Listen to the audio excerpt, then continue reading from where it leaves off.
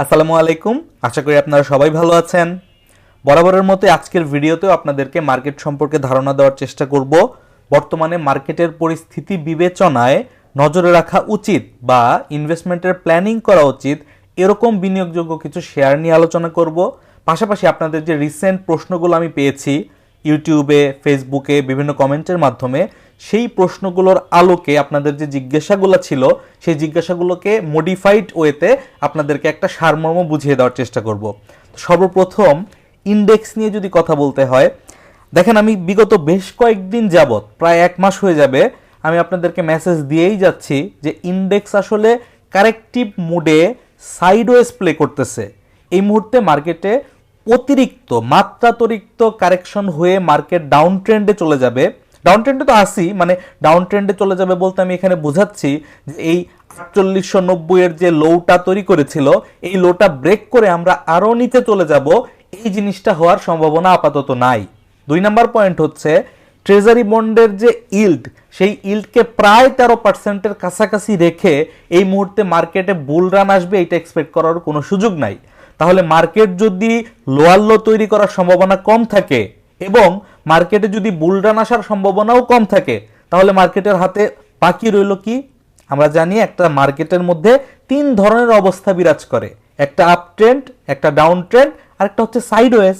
তাহলে সিম্পলি আমরা যদি সাইকোলজিক্যালি বুঝতে পারি যে মার্কেট এখন অনেকটাই কারেক্টেড অবস্থায় আছে, এখান থেকে অতিরিক্ত কারেকশন হওয়ার কোনো জায়গা নাই, তার মানে ডাউন ট্রেন্ডটা হচ্ছে না।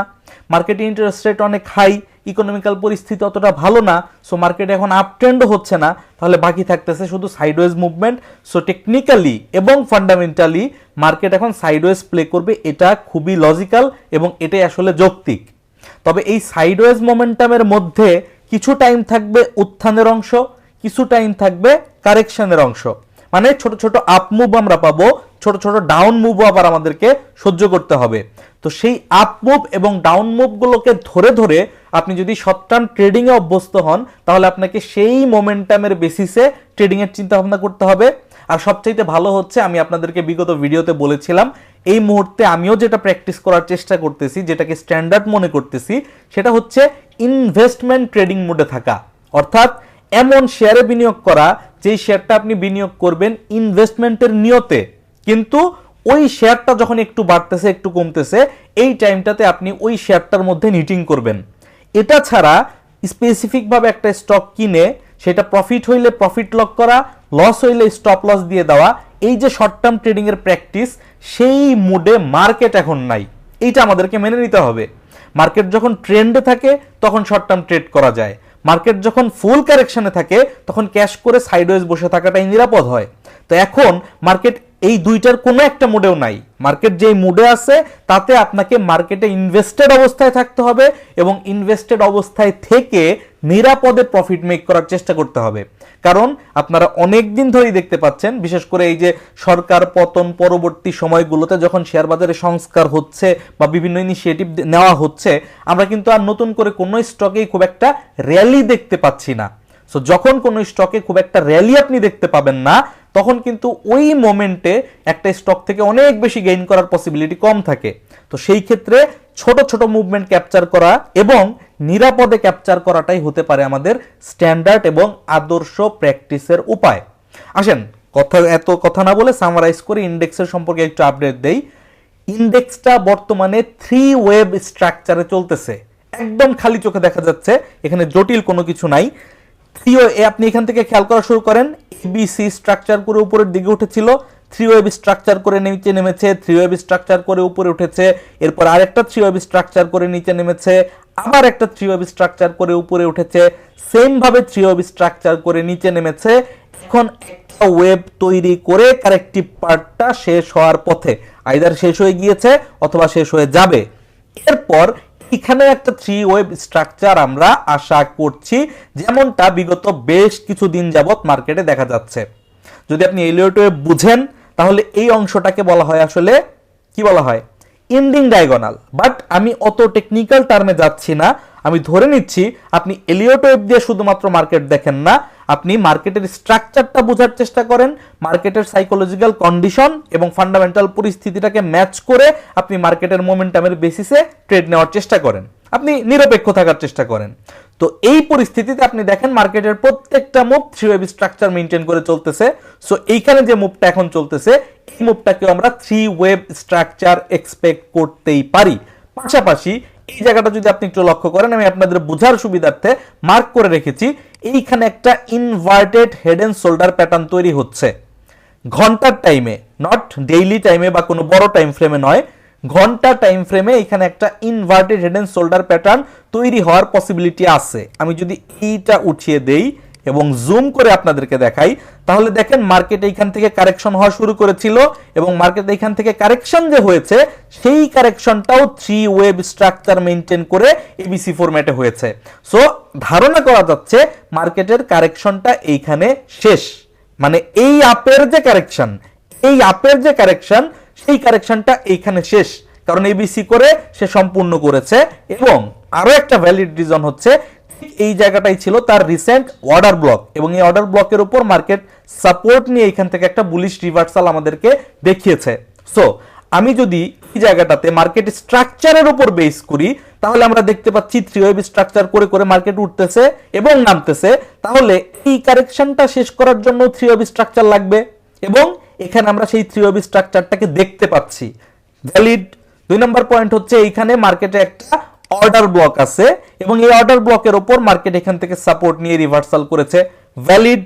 মার্কেটে আমরা দেখতে পাই যখনই কোনো বটম থেকে মার্কেট উপরের দিকে ওঠে, সাধারণত তখন inverted head and shoulder pattern তৈরি করে নিচের থেকে উপরের দিকে ওঠে। আবার যখন কখন উপরের থেকে নিচের দিকে নামে, ম্যাক্সিমাম ক্ষেত্রে আমরা দেখতে পাই হেড এন্ড শোল্ডার প্যাটার্ন করে আসলে সে নিচের দিকে নামে। সো এখানে একটা inverted head and shoulder pattern তৈরি হওয়ার কাছাকাছি পর্যায়ে আমরা রয়েছি। এখন যদি আগামী দিনগুলোতে মার্কেটে এখানে একটা হেড এন্ড শোল্ডার প্যাটার্ন তৈরি হয়, তাহলে প্রাইস অ্যাকশনে যে ক্লাসিক্যাল চার্ট প্যাটার্ন গুলো আছে, সেই ক্লাসিক্যাল চার্ট প্যাটার্নের নিয়ম অনুসারে মার্কেটের হেড থেকে নেকলাইনের দূরত্ব হচ্ছে এইটা। সো যদি এইটা ব্রেকআউট করতে পারে, তাহলে এতটুকু পরিমাণ বাড়ার পসিবিলিটি থাকবে। তাহলে যেই পর্যন্ত বাড়ার পসিবিলিটি থাকবে, আমি সেই পর্যন্ত একটা জাস্ট বোঝার স্বার্থে দাগ দিয়ে নিচ্ছি, এই পর্যন্ত ধরেন head and shoulder pattern breakout করলে বাড়ার পসিবিলিটি থাকবে। এটা হচ্ছে একটা পয়েন্ট অফ ভিউ থেকে আপনি যদি দেখেন। 2 নম্বরে আপনি যদি এলিয়ট ওয়েভ বা আপনি যদি ফিবোনাচি রিট্রেসমেন্ট টুল মেজারমেন্টের মাধ্যমে ম্যাথমেটিক্যাল ক্যালকুলেশন করেন, তাহলে এইখানে আমরা দেখতে পাই এইখান থেকে যে ওয়েভটা তৈরি হয়েছে এবং এইখান পর্যন্ত কারেকশন নিল, এই অংশটুকুকে যদি আমরা ট্রেন্ড বেস এক্সটেনশন মেজারমেন্ট করি, তাহলে আমরা 127% থেকে 168% পর্যন্ত যে এরিয়াটা আছে, এই এরিয়াটা পর্যন্ত আমরা একটা এক্সপেকটেশন রেঞ্জ রাখতে পারি যে মার্কেট ওই লেভেল পর্যন্ত উপরে উঠতে পারে। এবার দেখেন হেড এন্ড শোল্ডারের ক্লাসিক যে ডিসটেন্স এবং আমাদের ট্রেন্ড বেস ফিবোনাচি এক্সটেনশনের যে এক্সপেক্টেড টার্গেট লেভেল, দুইটা কিন্তু আমাদেরকে আসলে একই জায়গাটা নির্দেশ করে। পাশাপাশি আমরা যদি মার্কেটের রেজিস্ট্যান্স লেভেল লক্ষ্য করি, তাহলে মার্কেটের রিসেন্ট রেজিস্ট্যান্স লেভেল হচ্ছে এইটা, এই যে এটা যদি আমরা লাল করে দেই, লাল করে দিচ্ছি, এবং এই দেখেন এইখানে লাস্ট যে সাপ্লাই ক্যান্ডেল যেখান থেকে তৈরি হয়েছিল, এই পুরো ক্যান্ডেলের বডিটাকে আমরা মার্ক করেছি লাল কালারের জোন দিয়ে। তাহলে দেখেন মার্কেটের পরবর্তী রেজিস্ট্যান্স হচ্ছে এই জায়গা। যদি হেড এন্ড শোল্ডার প্যাটার্ন তৈরি হয়ে ব্রেকআউট করে, সেইটার যে ক্যালকুলেটিভ ডিসটেন্স যতটুকু টার্গেট হওয়ার কথা, সেটাও এই জায়গা। যদি আপনি ট্রেন্ড বেসড ফিবোনাচি এক্সটেনশন দিয়ে এক্সটেন্ডেড রেঞ্জটাকে মেজার করার চেষ্টা করেন, সেইটাও এই জায়গা। তাহলে মার্কেটের এই যে জোনটা এখানে রয়েছে 5400 আশেপাশে, এই যে 5400 নিচের দিকে আপনি 20 পয়েন্ট, উপরের দিকে 20 পয়েন্ট ধরে নেন, এই রেঞ্জটা হতে পারে ইন্ডেক্সের পরবর্তী গন্তব্য। এটা হচ্ছে আমি যেইভাবে টেকনিক্যাল অ্যানালিসিস করি, যতগুলো টেকনিক্যাল অ্যানালিসিস কনসেপ্ট আমি একত্রে অ্যাপ্লাই করার চেষ্টা করি, প্রত্যেকটা পয়েন্ট অফ ভিউ থেকে মেলালে এই জিনিসটাই আমি দেখতে পাচ্ছি। সো এখনো পর্যন্ত আমি যা বুঝতে পারছি সেইটুকু আপনাদের সঙ্গে শেয়ার করা হলো। তবে একটা কথা মাথায় রাখতে হবে, মার্কেট এই মুহূর্তে আপ ট্রেন্ডে যাবে না, মার্কেট এই মুহূর্তে ম্যাসিভ কারেকশনে যাবে না। সো মার্কেট একটা রেঞ্জের মধ্যে থাকার চেষ্টা করবে, সেই রেঞ্জটা হইতে পারে এই রকম কোনো একটা জোন, সেই জোনটার মধ্যে মার্কেটকে গত 2-3 মাস ধরে আমরা দেখতে পাচ্ছি। সো আমরা যেন মার্কেটের কাছ থেকে অতিরিক্ত কোনো কিছু স্বল্প সময়ের মধ্যে আশা না করি, আবার আমরা যেন কোনো স্টক প্যানিকড হয়ে লসে সেল করে না দেই, কারণ আপনি যদি এই সময়টা সার্ভাইভ করতে পারেন তাহলে আপনি এই সময়টা পাবেন। আপনি যদি এই সময়টা সার্ভাইভ করতে পারেন তাহলে আপনি এই উত্থানটা পাবেন, কারণ মার্কেট এখন সাইডওয়েজ প্লে করতেছে 200-300 পয়েন্ট আপ ডাউন। এভাবেই হয়তোবা আমাদেরকে আরো 5-6 মাস সময় অতিবাহিত করতে হতে পারে, যতক্ষণ পর্যন্ত না আমাদের ইন্টারেস্ট রেটের কাট শুরু হয়, যতক্ষণ পর্যন্ত না নির্বাচন কবে হবে সেটার একটা ক্লিয়ার মেসেজ আমাদের ইন্ডে চলে আসে। এই জিনিসগুলো না পাওয়া পর্যন্ত আমাদের মার্কেটে হয়তোবা আমরা সাইডওয়েজ দেখতে চলেছি। এই হচ্ছে আমার পার্সপেক্টিভ। তো এই ছিল অ্যানালিসিস ইন্ডেক্স সম্পর্কে। এবার ইনভেস্টমেন্ট ট্রেডিং বলতে আমি যেটা বোঝাচ্ছি যে কোনো একটা ভালো স্টক ভালো প্রাইসে পিক করা, মার্কেট যখন এইরকম ডাউন ট্রেন্ডে থাকবে ওই স্টকটা নিয়ে চুপচাপ বসে থাকা, প্যানিক সেল দেওয়ার কোনো প্রয়োজন নাই, নিয়ে বসে থাকেন, কেনার পরে 2-3 টাকা কমবে কমুক, অসুবিধা নাই। এরকম উত্থানের সময় যদি 3 টাকা কমে তাহলে 6 টাকা বাড়বে, আপনি ওই 3 টাকা প্রফিট লক করে আবার কমের সময় আবার কিনবেন, আবার বাড়লে একটু সেল করবেন। এইভাবে নিটিং মোডে আপনাকে আসলে থাকতে হবে। সেরকম কিছু স্টক আমি আপনাদের সামনে 2-1টা স্টক নিয়ে আলোচনা করার চেষ্টা করতেছি, যাতে ওই স্টকগুলো দেখে আপনি ধারণা করতে পারেন যে অন্য কোন স্টকগুলো নিয়ে আপনি সেম ধরনের প্ল্যান করতে পারবেন। তার মধ্যে একটা হচ্ছে অ্যাকমি ল্যাবরেটরিজ। আপনাদের মনে থাকবে এই সেম চার্টটাই গত মাসখানেক আগে আপনাদের সামনে উপস্থাপন করা হয়েছিল। যখন এই ব্রেকআউটটা হয়েছিল তখন দেখানো হয়েছিল যে এই সাপোর্টের উপরে মার্কেট যদি কখনো আসে, এক্স্যাক্টলি বলা হয়েছিল 70 থেকে 74 টাকা। ভিডিওটা আছে, প্লে করে দেখতে পারেন। 70 থেকে 74 টাকার রেঞ্জে আসলে স্টকটা সাপোর্ট পাবে, পাওয়ার পরে যদি কোনো পজিটিভ প্রাইস অ্যাকশন আমরা দেখতে পাই তাহলে এখানে এন্ট্রি প্ল্যান করা যেতে পারে। দেখেন সেম রেঞ্জটা পর্যন্ত এসে মার্কেট ঘুরে দাঁড়িয়েছে। তবে এখানে একটা ব্যাপার আছে, অনেক সময় এক্স্যাক্ট প্রাইসে এন্ট্রি নেওয়া পসিবল হয় না। এন্ট্রিটা আসলে কোথায় ছিল? এন্ট্রিটা ছিল আসলে এই ক্যান্ডেলে, এন্ট্রিটা ছিল আসলে এই যে বুলিশ এনগালফিং ক্যান্ডেলটা তৈরি হয়েছিল, এই ক্যান্ডেল আসলে এন্ট্রি ছিল যদি কারো এন্ট্রি নেওয়ার কথা থেকে থাকে। এরপর যখন আবার নিচের দিকে নামলো, এটা কিন্তু স্টপ লস হিট করলো। এই জায়গাটাতে আবার এসএমসি কাজ করে যে আপনার যে স্টপ লসটা আপনি সেট করছেন, মার্কেটে আসলে উপরের দিকে যাওয়ার আগে আপনার স্টপ লসটাকে হিট করে তারপর উপরের দিকে যাবে। আবার এইখান থেকে যখন মার্কেট প্রাইস বাড়লো, আপনি কিন্তু ইনভেস্টমেন্ট করার সুযোগটা পেলেন না, একদিনেই হল্ট হয়ে প্রাইসটা অনেক গ্যাপ দিয়ে দিল। আবার খেয়াল করে দেখবেন হল্ট হওয়ার পর প্রাইস কিন্তু টানা বাড়তে থাকে না, যেহেতু মার্কেট স্লো, মার্কেট কিন্তু আবার রিট্রেস করতে নিচের দিকে আসে। সো আমাদের উচিত হচ্ছে মার্কেটের এই কনফার্মেশনটা পাওয়া, এবং এই কনফার্মেশনটা পাওয়ার পর এইরকম রেঞ্জের মধ্যে মার্কেট যখন আপ ডাউন করবে নিচের দিকে আস্তে আস্তে কিনতে থাকা। অবশ্যই স্টকটাকে আপনি এক চান্সে কিনবেন না, আপনার পরিকল্পনা হওয়া উচিত যে এইখানে আমি 75 টাকা 76 টাকা একবার কিনবো, মার্কেট প্রাইস যদি নিচের দিকে আসে 74-73 টাকায় নামে আমি আরেকবার কিনবো, 70 টাকার কাছাকাছি আসলে যাতে আমি তৃতীয়বার কিনতে পারি। এইভাবে ব্যালেন্সড ওয়েতে আপনাকে কেনার চেষ্টা করতে হবে। আপনি যদি মিনিমাম টার্গেটও রাখেন তাহলে মিনিমাম টার্গেট আপনি এই জায়গা পর্যন্ত রাখেন, এই যে 90 প্লাস এই পর্যন্ত আপনি মিনিমাম টার্গেট রাখেন। আপনার এভারেজ বাইরের যদি হয় 75 টাকা, আপনি যদি 90 টাকা পর্যন্ত যেতে পারেন, আপনার কিন্তু 20% প্রফিট থাকে। এবং বর্তমান মার্কেটে প্রফিট রেশিওটা এইভাবেই এক্সপেক্ট করতে হবে। এখন যদি আপনি 50%-70% প্রফিট এক্সপেক্ট করেন, it is very difficult. To be honest, আমি আপনাকে ক্লিয়ারলি বলছি, গত এই যে রানিং মাসটা চলতেছে, এই মাসে আমি আহামরি কোনো প্রফিটই করতে পারি নাই, আবার এই মাসে আমি কোনো লসও বুক করি নাই। আমি আসলে যেই স্টকগুলো কিনছিলাম ওই স্টকগুলো নিয়ে এখনো পর্যন্ত বসে আছি, কারণ আমি দেখতেছি প্রতিনিয়তই স্টকটার প্রাইস 1 টাকা কমে 80 পয়সা বাড়ে, আবার 1.5 টাকা কমে আবার 1 টাকা বাড়ে। এই মুহূর্তে হয়তো আমি 4-5% আপ ডাউন দেখতে পাচ্ছি, কিন্তু এমন কোনো প্রাইসে আসে নাই যে আমি এখান থেকে লস বুক করার কোনো প্রয়োজনীয়তা দেখতে পাচ্ছি। মার্কেটে যদি 15 দিন টানা কারেকশন হওয়ার পরেও, আমার স্টকটা টানা 15 দিন কারেকশন হওয়ার পরেও একদিন পজিটিভলি বিহেভ করতে পারতেছে, তাহলে কিন্তু সেই স্টকটা ঠিক একই প্রাইসে পৌঁছে যাচ্ছে। খেয়াল করে দেখেন, এইখান থেকে এই পর্যন্ত নামতে কতদিন সময় লাগলো? 1.5 মাস। আর এখানে 3-4 দিনে সেই পরিমাণ উঠে একই লেভেলে চলে আসছে। সো আমাদের কাজ হচ্ছে এই জায়গাটাতে না কিনে চেষ্টা করতে হবে এই যে ডাউনফলের অংশটাতে ধাপে ধাপে কেনা, যাতে আমাদের এভারেজ রেটটা এরকম একটা জায়গায় থাকে, পরবর্তীতে যখন এরকম একটা জায়গায় যাবে তখন যাতে আমরা এখান থেকে প্রফিটটা বুক করতে পারি। এবং সেই প্রফিটের এক্সপেকটেশনটা হইতে হবে 10-20%-এর মধ্যে। অনেক বেশি এক্সপেকটেশন আসলে এখন এই মুহূর্তে মার্কেটের সাথে অ্যাডজাস্ট করবে না, যেটা আমি বুঝতেছি, সেটাই আমি আপনাদের সঙ্গে শেয়ার করার চেষ্টা করলাম। অ্যাকমি ল্যাবের পরে আরেকটা শেয়ার আমি দেখতে পাচ্ছি খুবই সাউন্ড অবস্থায় আছে। হ্যাঁ, অনেকদিন ধরে মার্কেট প্রাইসটা কারেক্টিভ মোডে আছে, সো নিতে ইচ্ছা করবে না, খুব বেশি অ্যাট্রাকটিভ না, কারণ প্রাইস মুভ করতেছে না। বাট মজাটা কোথায়, আপনাকে নিতে হবে আসলে বটমে। এই যে লেভেলগুলোতে এখন আছে, এই যে লেভেলগুলোতে এখন আছে, এই লেভেলগুলোতে যদি আপনি ইনভেস্টমেন্ট করতে পারেন, এই স্টকটা নিয়ে আপনি ইনভেস্টমেন্ট ট্রেডিং করতে পারবেন। প্রায় দেখবেন 1-1.5 টাকা করে বাড়তেছে, 1.5 টাকা খুব বেশি বাড়ে না। বাট আপনি 1.5 টাকার জন্য আপনি ইনভেস্ট করবেন না, আমি সেটা বলতেছি না। এই যে চ্যানেলটা চলতেছে, এই চ্যানেলটা ব্রেক করবে কিছুদিনের মধ্যেই, টুডে অর টুমরো এই চ্যানেলটা ব্রেক করবে। এই চ্যানেলটা ব্রেক করলে এখানে একটা নতুন ইনভেস্টমেন্ট এসে প্রাইসটাকে এরকম ভাবে এইটুকু পর্যন্ত নিয়ে যাবে, অ্যাটলিস্ট 32-33 টাকা পর্যন্ত এই স্টকটাকে নিয়ে যাবে। আপনি যদি এই 24 টাকার আশেপাশে এই স্টকটাতে ইনভেস্ট করেন, এবং খুব বেশি না, আপনি যদি 3 মাসের জন্য ইনভেস্ট করেন, আমি আপনাকে 1 বছরের কথা বলতেছি না, আমি এক্সপেক্ট করি এই স্টকটা থেকে ইজিলি 20%-এর উপরে প্রফিট বের করে আনা সম্ভব। যদি না হয় কোনো কারণে, যদি এই সময়ে মার্কেট খুব একটা ভালো না হয়, এই স্টকটা প্রফিটের দিকে মুভমেন্ট না করে, আমি আপনাকে এটুকু বলতে পারি যে 24 টাকার আশেপাশে কেনার পর এই মালিক স্পিনিং নিয়ে আপনাকে লস বিয়ার করতে হবে না। হয়তোবা আপনাকে 3 মাসের জায়গায় 4 মাস সময় দিতে হইতে পারে, হয়তোবা আপনি 3 মাসের জায়গায় 1 মাসেও প্রফিট পেয়ে যেতে পারেন।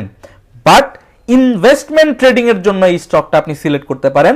এক্ষেত্রে আপনার ইনভেস্টমেন্ট হয়ে যাবে, প্রতি বছর আপনি এটাতে 10%-20% করে ডিভিডেন্ডও পাবেন, প্লাস এই স্টকটা আপনাকে শর্ট টার্ম ট্রেডিং করার অপরচুনিটিও দিবে, বাট এখনই না, যখন এটা মুভমেন্ট শুরু করবে। বাট সেফলি ইনভেস্ট করার জন্য এখন এই স্টকটা সেফ ইনভেস্টমেন্ট লেভেলের আশেপাশে আছে, আমি আপনাদেরকে দেখালাম। But fundamental data, technical chart নিজের মতো করে দেখে জেনে বুঝে তারপরে বিনিয়োগের সিদ্ধান্ত নেবেন। আমার কাজ হচ্ছে আপনাকে ধারণা দেওয়া, আমি আপনাকে ধারণা দেওয়ার চেষ্টা করলাম। এরপরে যদি আমি আপনাকে একটা স্টক আপনাদেরকে দেখাই, ইউনিক হোটেল লিমিটেড, বা unique hotel and resort limited. এই স্টকটার ইপিএস এই মুহূর্তে খুব একটা ভালো না। এই মুহূর্তে ইপিএস ভালো না থাকলে কোনো সমস্যা নাই। দেখেন, কিছু সময় মাথাটাকে, মানে কমন সেন্সটাকেও ইউজ করতে হয়। এখন ইউনিক হোটেলের আগামী ইপিএস কেমন আসবে সেটা আপনিও জানেন না, সেটা আমিও জানি না। বাট একটা জিনিস জানি যে বর্তমানে ডিসেম্বর মাস চলতেছে, আগামী মাস হচ্ছে জানুয়ারি মাস, তারপরের মাস হচ্ছে ফেব্রুয়ারি মাস। এই ডিসেম্বর, জানুয়ারি এবং ফেব্রুয়ারি, স্পেশালি ডিসেম্বর এবং জানুয়ারি, এইটা হচ্ছে মানে ট্যুরিজমের একদম পিক সিজন। আপনি এই কথাটাকে বুঝতে হলে আপনি যেটা করতে পারেন, আপনি আপনার ফোনটা নিয়ে কক্সবাজারের কোনো নামি দামি ভালো হোটেল, বা ভালো হওয়া লাগবে না, মিনিমাম লেভেলের কোনো হোটেলে একটা ফোন দেন, দিয়ে আগামী শুকনো শনিবারে আপনার জন্য একটা রুম চান। দেখেন ম্যাক্সিমাম হোটেল, আমি আপনাকে কথা দিচ্ছি, ম্যাক্সিমাম হোটেল মোটেল যা আছে সবাই আপনাকে বলবে যে সে ফুল বুকড। এটার মানে হচ্ছে আমরা পিক সিজনের মধ্যে আছি। এই যে ডেটাগুলো আপনি দেখতে পাচ্ছেন, এই ফিনান্সিয়াল ডেটাগুলো কিন্তু অফ সিজনের ডাটা। লাস্ট 4 মাসে কিন্তু ট্যুরিজম ব্যবসা ওই রকম ভাবে হয় নাই, কারণ গরমের শেষ সময়টা ছিল।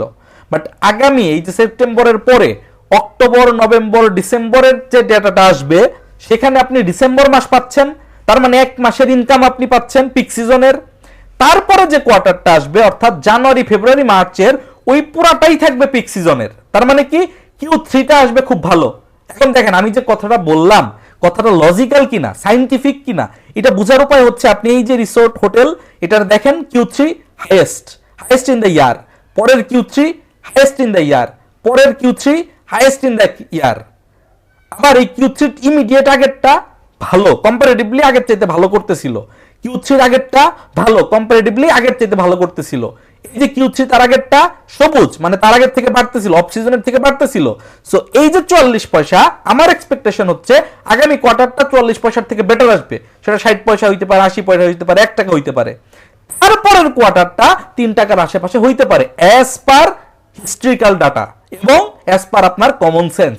সো এই যে টাইম, এখন অফ সিজনের খারাপ ডাটার ভিত্তিতে স্টকের প্রাইস কম, এই সময়টাই কিন্তু আমাদের ইনভেস্টমেন্ট করার সময়।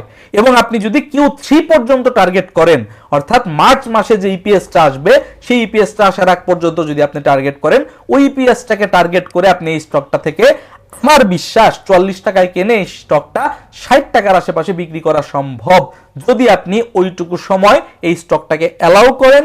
এবং আপনি যদি এই স্টকটাকে নিয়ে জাস্ট 2 টাকার জন্য বিজনেস করার চিন্তা ভাবনা না করে, একটু সাস্টেইনেবল ওয়েতে ইনভেস্টমেন্ট অ্যাপ্রোচে আপনি যদি Q3 পর্যন্ত অপেক্ষা করে বিজনেস করতে চান, তাহলে এই স্টকটা আপনি ডেফিনেটলি নজরে রাখতে পারেন।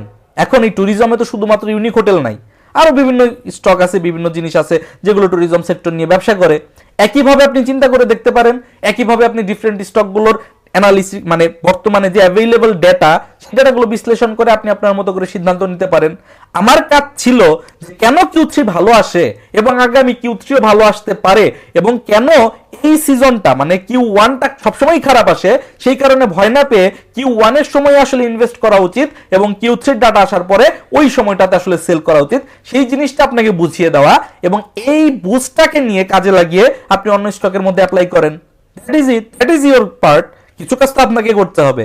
সো এই স্টকটাও আমি আপনাদেরকে দেখালাম, ফান্ডামেন্টালি দেখালাম, টেকনিক্যাল মানে ফান্ডামেন্টাল কনসেপ্টটা বুঝালাম। টেকনিক্যাল চার্টে দেখলে এই লেভেলে একদম বটম প্রাইসে শেয়ারটাকে আমরা পাচ্ছি, রিস্ক লেভেল খুব কম।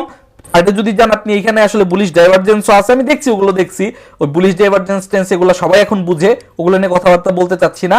আমি আপনাদেরকে লজিক বুঝালাম, লজিকের ভিত্তিতে আপনারা চাইলে প্ল্যান করতে পারেন। পাশাপাশি আরেকটা বিষয় আমার মাথায় আসতেছে, ইদানিং দেখতেছি এই জিনিসটা আস্তে আস্তে অনেকেই হাইলাইট করার চেষ্টা করতেছেন এবং এটা ভালো, which is very good part actually. সেটা হচ্ছে বর্তমানে আমাদের দেশের ট্রেজারি রেটটা অনেক হাই এবং ট্রেজারি রেটটা অনেক হাই থাকার কারণে বড় বড় প্রতিষ্ঠানগুলো, ব্যাংকগুলো, ইনস্টিটিউশনগুলো হাই লেভেলে এই ট্রেজারি বিল বন্ডগুলোতে রিসেন্টলি ইনভেস্টমেন্ট করেছে এবং এখনো করতেছে, যার কারণে স্বাভাবিকভাবেই শেয়ার মার্কেটে মানে ফান্ড ফ্লো বা ক্যাশ ফ্লো খুবই কম। এটা আমরা বুঝতেছি, দেখতেছি, এটা তো আর মানে লুকানোর কিছু নাই। এখন অনেকেই চান এই জায়গাগুলোতে পার্টিসিপেট করতে, বাট প্রবলেম হচ্ছে বাল্ক যেহেতু আপনি ট্রেজারি বিলে পার্টিসিপেট করতে পারতেছেন না, আর ট্রেজারি বন্ড কিনতে হলেও আপনাকে মিনিমাম 1 লক্ষ টাকার কিনতে হচ্ছে। আরেকটা ডিসঅ্যাডভান্টেজ হচ্ছে আপনি চাইলেও ট্রেজারি বন্ডটা সহজে সেল করতে পারতেছেন না। হ্যাঁ, সেল অর্ডার মার্কেটে বসানো যায়, বাট সেল হওয়ার রেশিওটা খুবই কম। আপনি যদি একটা ট্রেজারি বন্ড কিনেন মার্কেট থেকে, আপনাকে আসলে এইটা প্ল্যান করেই কিনতে হবে যে আপনি যত বছর মেয়াদি ট্রেজারিটা কিনতেছেন তত বছর পর্যন্ত আপনি হোল্ড করবেন, ম্যাচিউর হলে আপনি টাকাটা ফেরত পাবেন। এই টার্গেটে যখন আপনি কিনতেছেন তখন আপনি সেফ অ্যান্ড সিকিউর। বাট আসলে কেনার পরে যদি ইমিডিয়েটলি ক্যাশ করার মতো কোনো প্রয়োজন পড়ে তখন আসলে সব ক্ষেত্রে এটাকে সেল করা যায় না। তো এই প্রবলেমটাকে মিটানো প্লাস এই অ্যাডভান্টেজটা যে এই যে হাই ইল্ড পাওয়া যাচ্ছে, এই হাই ইল্ডটাও যাতে আবার আপনি পান, এইটাকে কম্বাইন করে ওপেন এন্ড মিউচুয়াল ফান্ডগুলো কিন্তু এই ধরনের ফিচার আমাদেরকে অফার করতেছে, যেই মিউচুয়াল ফান্ডগুলোতে আপনি মান্থলি এসআইপি আকারে ইনস্টলমেন্টেও ইনভেস্ট করতে পারেন, লামসাম আকারেও ইনভেস্টমেন্ট করতে পারেন। যেই মিউচুয়াল ফান্ডগুলোর আবার ম্যাক্সিমাম পার্সেন্টেজ ইনভেস্ট করা হচ্ছে ট্রেজারি বিল বন্ডে। তার মানে ওই মিউচুয়াল ফান্ডটা আপনার জন্য সিকিউর। ওই মিউচুয়াল ফান্ডটা পুরোপুরি শেয়ার মার্কেট নির্ভর না। হ্যাঁ, ইকুইটিতেও ইনভেস্টমেন্ট হয়তো আছে, বাট তার ম্যাক্সিমাম পোর্শনটা হচ্ছে ট্রেজারি বিল বন্ডে। সো আপনি ট্রেজারি বিল বন্ডে ইনভেস্ট করতে পারতেছেন না, বাট এই মিউচুয়াল ফান্ডের থ্রুতে আপনি ওই ট্রেজারি বিল বন্ডেই ঘুরে ফিরে অল্টারনেটিভ ওয়েতে ইনভেস্ট করতে পারতেছেন। অ্যাডভান্টেজটা হচ্ছে এই মিউচুয়াল ফান্ডের ইউনিটগুলো কিন্তু আপনি 3-4 দিনের নোটিসে যে কোনো সময় সেল করতে পারেন। অর্থাৎ আপনার প্রয়োজন হলে শেয়ার মার্কেটে যেভাবে আপনি শেয়ারটা বিক্রি করে ক্যাশ করতে পারেন, ঠিক তেমনি ভাবে ওই মিউচুয়াল ফান্ডের ইউনিটগুলো আপনি সেল করে দিয়ে ক্যাশ করতে পারেন। মাঝখান দিয়ে আপনি কি হলো, ট্রেজারি বিল বন্ডের অ্যাডভান্টেজটাও পেলেন এবং আপনি টাকাটাকেও ক্যাশ করতে পারার সুযোগ আপনার হাতে থাকলো। এবং এই অপশনটা শুধুমাত্র পাওয়া যাবে কিন্তু ওপেন এন্ড মিউচুয়াল ফান্ডে, এবং ওপেন এন্ড মিউচুয়াল ফান্ডের যেই ফান্ডগুলো ট্রেজারি বিল বন্ডকে ফোকাস করে ইনভেস্টমেন্ট করে সেই ধরনের বিল বন্ডে। পাশাপাশি আমাদের দেশে তো আসলে মিউচুয়াল ফান্ডের কনসেপ্টটা খুব একটা ভালো না, কারণ আমাদের দেশে মিউচুয়াল ফান্ডের ম্যাক্সিমাম হিস্ট্রি ভালো না। কারণ দেখা গেছে অনেক মিউচুয়াল ফান্ড টাকা পয়সা মেরে দিয়ে আসলে ভেঙে গেছে। বাট আমাদের শেয়ার মার্কেটে যে মিউচুয়াল ফান্ডগুলো আমরা দেখি, এগুলো কিন্তু ক্লোজ এন্ড মিউচুয়াল ফান্ড এবং এগুলো শেয়ার মার্কেটে ট্রেড করার জন্য মূলত প্রযোজ্য। বাট ওপেন এন্ড মিউচুয়াল ফান্ডগুলো কিন্তু বড় বড় ফান্ড ম্যানেজাররা ম্যানেজ করে এবং ওগুলোর আসলে সাধারণত কোনো মেয়াদ থাকে না। আপনি ওইটা ন্যাবের ভিত্তিতে বাই সেল করবেন এবং আপনি ওইটার একটা ডিভিডেন্ড পাবেন। চাইলে সেখানে মান্থলি ইনস্টলমেন্টের ভিত্তিতে আপনি এসআইপি করতে পারেন। যদি আপনাদের মিউচুয়াল ফান্ডে এসআইপির ব্যাপারে আগ্রহ থাকে তাহলে এই ভিডিওটার কমেন্ট সেকশনে আপনি কমেন্ট করতে পারেন। যদি আমি অ্যাভেলেবল পরিমাণ কমেন্ট পাই, যদি অনেক মানুষ এই জিনিসটা জানতে চান, তাহলে মিউচুয়াল ফান্ড আসলে কি, কিভাবে কাজ করে, কত ধরনের মার্কেটে মিউচুয়াল ফান্ড আছে, ওপেন এন্ড মিউচুয়াল ফান্ড কি, ক্লোজ এন্ড মিউচুয়াল ফান্ড কি, কিভাবে আপনি এসআইপির জন্য মিউচুয়াল ফান্ড বাছাই করবেন, বাংলাদেশের মার্কেটে কতগুলো মিউচুয়াল ফান্ড অ্যাভেলেবল আছে, কতগুলো জায়গায় ইনভেস্টমেন্ট করার অপশন আছে, তার মধ্যে বেস্ট অপশন আসলে কোনগুলো সেফ এন্ড সিকিউর, এই প্রত্যেকটা জিনিস নিয়ে একটা সিরিজ ভিডিও টিউটোরিয়াল তৈরি করার চেষ্টা করব। এটা ডিপেন্ড করবে আপনাদের কমেন্টের উপর। সো আপনারা কমেন্ট করে জানাবেন, আপনাদের মতামত আসলে আমি সেই অনুযায়ী প্রিপারেশন নিব। আর মার্কেট নিয়েই তো বললাম, প্যানিক হবেন না, অতি এক্সাইটেড হবেন না। একটা জিনিস বলে রাখি, মার্কেট ধরেন এইখানে চলে আসছে, কথার কথা এরকম লেভেলে আপনার স্টকটার প্রাইস এখন যে লেভেলে আছে এখানে চলে আসছে, এইখানে ইনভেস্টমেন্ট করার ভুলটা এখন অন্তত পক্ষে কইরেন না। কারণ এখন হায়ার হাইতে ইনভেস্টমেন্ট করলে ওই সেম রেটের থেকে কারেকশন শুরু হইলে ওইখানে ফিরে যেতে আবার আরো 2 মাস সময় লাগবে। সো আমাদের কাজ হচ্ছে বটম দেখে দেখে, এই যে যেমন দেখালাম মালিক স্পিন, এরকম আরো আছে, মালিকে ইনভেস্ট করতে বলতেছি না আপনাকে, এরকম আরো অনেক স্টক আপনি পাবেন, এগুলোতে আপনি ইনভেস্ট করেন। মার্কেট যখন কারেকশন করবে তো দেখেন, এই যে মালিক, কথার কথা মালিক, আপনি এই সময় থেকে ধরেন এই অক্টোবর মাস থেকে চিন্তা করেন, অক্টোবর মাস থেকে আজ পর্যন্ত মালিকের সাথে যাই ঘটতেছে, ও একটু বাড়ছে আবার কমতেছে, এই যে বাড়ছে, এই যে দেখেন গত 15 দিন টানা কারেকশন, কিন্তু প্রাইসের ফল কতটুকু হয়েছে, 26 টাকা থেকে 26 টাকার ঘরে নামছে, আবার যখন বাড়বে 27-28 টাকায় যাবে, আবার কমলে 25 টাকায় আসবে। ফলটা যখন মার্কেটে অনেক হচ্ছে, কোন স্টকগুলোতে ফল কম হচ্ছে, কারণ আর ফল হওয়ার বেশি জায়গা অবশিষ্ট নাই, এরকম ভালো স্টকগুলো পিক করেন, ইনভেস্টমেন্ট ট্রেডিং মোডে থাকেন, তাহলে এই মুহূর্তে মার্কেট থেকে অল্প অল্প পরিমাণ প্রফিট মেক করতে পারবেন। এই মুহূর্তে মার্কেট থেকে ম্যাসিভ প্রফিট মেক করতে পারবেন না, এটা আগেই মেনে নিতে হবে, মেনে নিয়েই আপনাকে মার্কেটে পার্টিসিপেট করতে হবে। তো আজকের মতো এই পর্যন্তই, দেখা হচ্ছে আগামী ভিডিওতে, সে পর্যন্ত সবাই ভালো থাকবেন, সুস্থ থাকবেন, আল্লাহ হাফেজ, আসসালামু আলাইকুম।